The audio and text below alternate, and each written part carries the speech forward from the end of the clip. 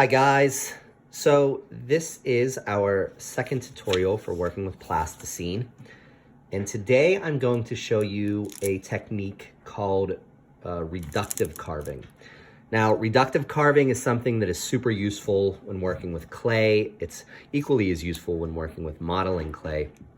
And just as the name suggests, we are reducing a shape into something that we want. So the idea behind reductive carving is that we start with a basic shape or a block of something, and we are going to be carving away what we don't want to leave behind the shape that we do want.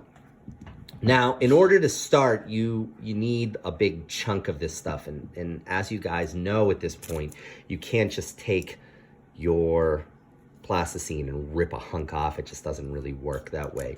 So in order to get this cube, I did a couple of things. I grabbed a little serrated knife. If you do this, please, please, please be careful. You don't want to cut yourself. And what I did is I just sawed off a little chunk. So I used this. And, you know, it's not like normal clay where you can just push it through. You actually really have to kind of saw at it. It also works if you just push the knife straight into the clay. So you can do that here and there, but be careful because it might get stuck. And then I just wedged the piece free. But I also ended up taking some little scraps and smoothing some scraps into it to get it a little bit bigger. When I originally cut this piece, it was a little rectangular and I wanted it a little bit more cube-like. So I actually took some scraps of clay and smoothed that in. And again, like clay, you can't just take a piece and just push it on and it sticks. You actually have to work the plasticine in because this stuff is heat activated. So I actually had to work those chunks in to get it to be nice and cube-like. So now that I have my cube, I can begin my reductive carving. So today I'm going to be carving a little bit of a Boba Fett helmet. I just had this picture laying around, so I'm gonna use this as my reference. So, and this is nice because this is just a really basic shape, and you can kind of see how we could maybe arrive at that shape from this cube. So the first thing I'm gonna do is I'm gonna just take a pencil and I'm just gonna use this pencil just to carve in the shape that I want. So we have a very basic, just sort of domed helmet here. So maybe from the side, it's going to look something like this. And we have this angle at the bottom. So I'm going to angle this so that it's like this. And then from the front, I would just see something that's just probably even all the way around, give or take. Now, this is important that we have sort of guidelines for the front as well as the side, because this is a three-dimensional object. So we need to make sure that whatever it is that we're carving looks like the object all the way around. We don't want it to look like a Boba Fett helmet from the front and not the side, or from the side and not the front, because this is something that we can actually pick up and turn around and look at. So it needs to look that way all the way around. And if we wanted to, we could even give guidelines for the top. The top's just gonna look like a circle. Same thing as the bottom. But you don't need to get quite this detailed. So here's how reductive carving works.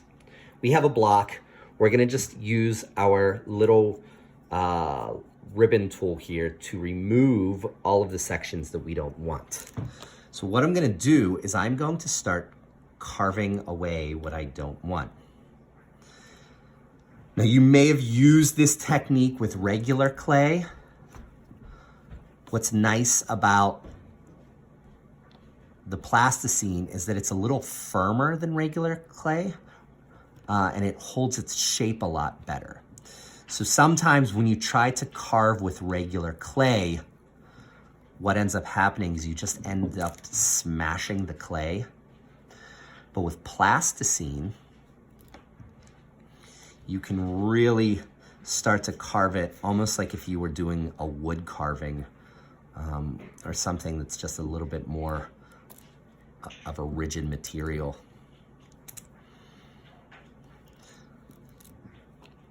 And so with reductive carving, like I said, what I am doing is I am removing the stuff I don't want. So this is just one of many means of sculpting plasticine. And ultimately what'll happen is you guys will end up combining lots of different techniques, but we want to take a look at each individual technique on its own just to see how the process is done.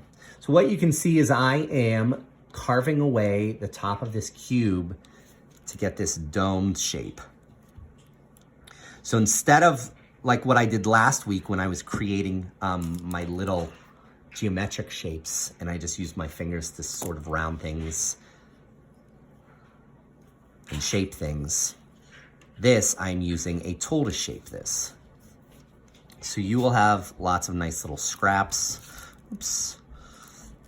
Now, if you combine pieces, you can see what just happened there as I was carving, that bottom piece started to crack off. You see that? And that will happen. Sometimes even if you don't combine shapes and you just cut off a big hunk and work from that, sometimes it cracks. And all you need to do is just apply some pressure, smooth it out, put the piece back together, and everything should be good.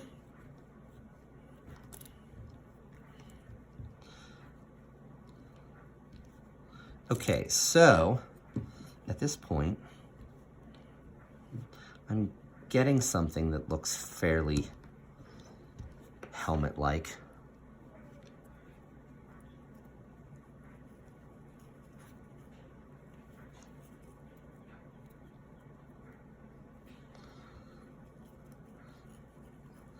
So we kind of have something here that is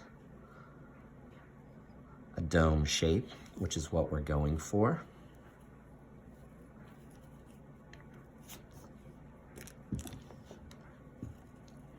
And now what I can do is I can start to angle the bottom of that, because when we looked at our picture here, we had that nice angle in his helmet. So I want to do that here as well, because I am trying to get this to look as accurate as possible. So what I can do is I can start removing more, again, using my little ribbon tool. Because I want this angled, I'll start cutting this down at an angle. So maybe I get something that looks like this.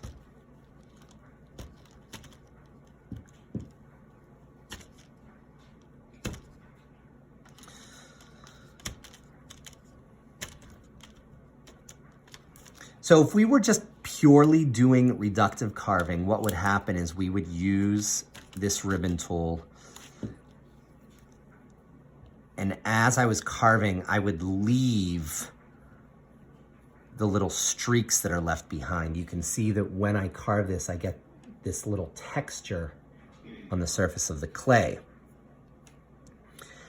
And some people prefer to sculpt that way. Some people like the aesthetic that it gives, because it does make it look very sculptural. It gives it kind of this sort of raw element. I'm not gonna leave my sculpture that way. I am actually going to smooth out the texture. I don't wanna be able to see that.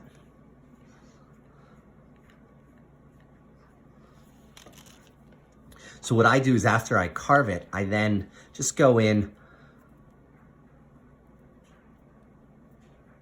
with my thumb here and I just start to smooth all of those texture marks out because I want a nice smooth shape. Now we use the reductive carving here to remove really large chunks of clay because we started off with a block and we wanted to remove a lot of that extra clay so that we had this basic round shape. You can also use it much more subtly by going in and just removing little bits at a time. So once I get my basic shape down, I can start to fine tune it just by going in and removing little by little. just by scraping away. And what this does is this really allows you to reach the shape that you want. It allows you to really fine tune things. It allows you to get much more subtle angles and curves and bends. And this is where the sculpting kind of really comes into play. That initial reductive carving is just to arrive at the basic shape that we need.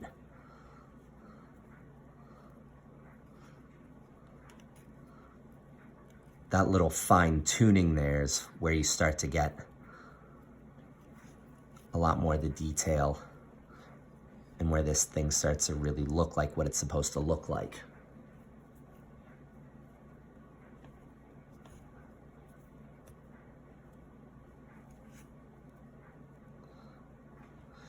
So then, just like we did with our shapes, once you have that basic shape, you can start to push the modeling clay around because it starts to really soften. And then you can start to really smooth this out and start to really get the shape that you want. And it's a process. It doesn't happen immediately. You have to have a little bit of patience with this stuff.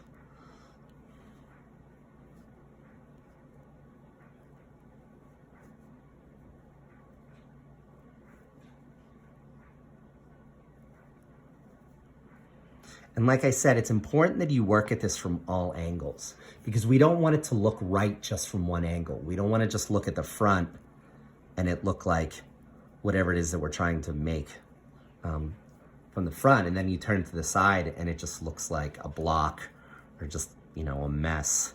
We want it to actually look like the object from all angles. That's kind of the goal here, because this is a three-dimensional object.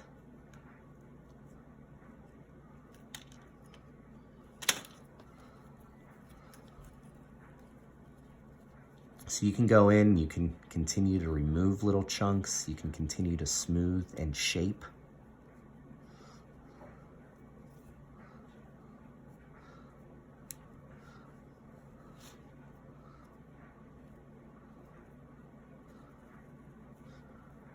You know, and if I wanted to, I could go in from underneath here and start to remove some because it is a helmet. But that's not essential. We can even worry about that stuff later when we get into some final details.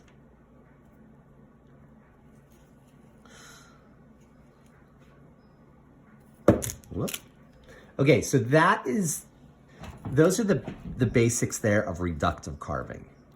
Now, I didn't really form much here today. I just formed my basic shape, but I wanted to show you what that technique was, what it looks like, how it works, and the different phases of it.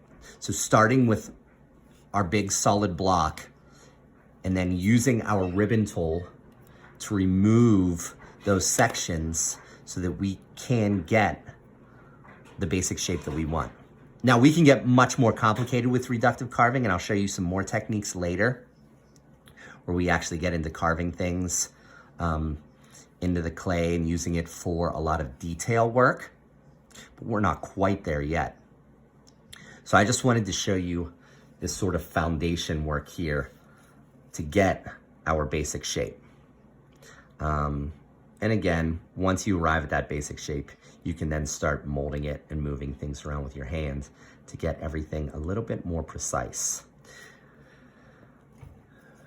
But those are the basics there for reductive carving. That's how we start with a solid block, and using nothing more than this, we arrive at something that actually has a little bit more shape to it and actually begins to look like something.